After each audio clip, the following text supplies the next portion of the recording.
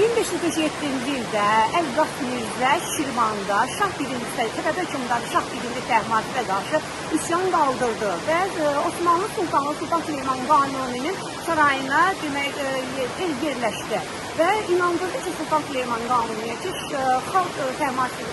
Şah Təhmasibdən narazıdır və sən ora icra etmə keçsən, bütün xalq üsyana qalxacaq.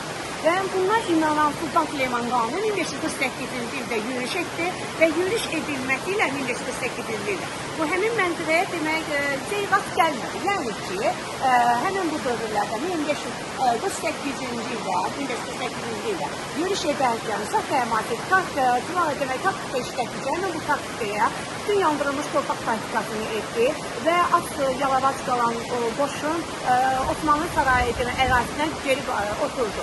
Və bununla da Əlqas Mirzə Osmanlı ərazisində Sultan düşdü və onu geri qayıtdı, 1550-ci ildə geri qayıtdı və geri qayıdarkən Şah Təhmasib tərəfindən Zəhrəyar qalasına salındı və orada da edam edildi.